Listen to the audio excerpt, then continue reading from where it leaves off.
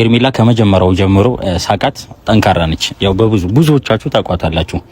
ብዙ ነገር ተብላለች፣ ብዙ ነገርም ደርሶባታል።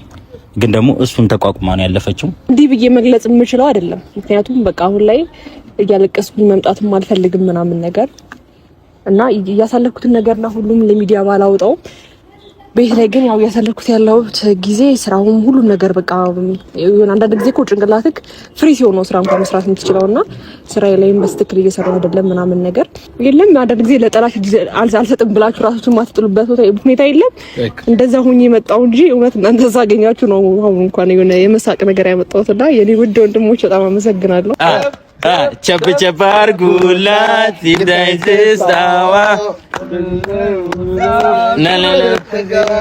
ቸብ ቸብ አድርጉላት ይታይስክስታዋ መድረኩን ተውላት ትውረገክ ሸጋዋ ቸብ ቸብ አድርጉላት ይታይስክስታዋ ሄርሜላን እናስደስታት በማለት ሄርሜላ እንግዲህ ምላሽ ሰጠች ማለት ነው።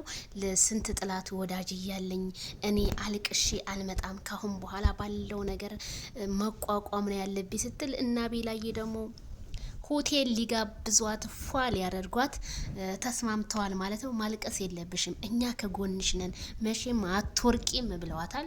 ሄርሜላ እንግዲህ ከእንደነዚህ አይነት ወንድሞች ጋር አብረሽ ላይፍሽን እንግዲህ መቅጨት ነው።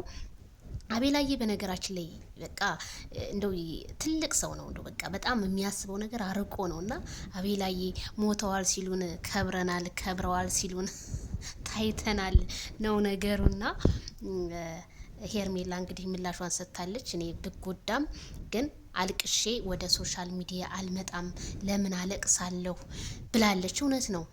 የኛ ሰው ከወደሽ እናቴ ድንጋይ በላይ ሸይ ሊጥልብሽ እኮ ነው የሚነሳው። ስለዚህ ጥንካሬን የመሰለ ነገር የለም። ሄርሜላ ከረሜላ ማለት ነው። ጠንክረሽ ማሳየት ነው ያለብሽ እላለሁ። ቤተሰብ ላይክ ሼር አትርሱ።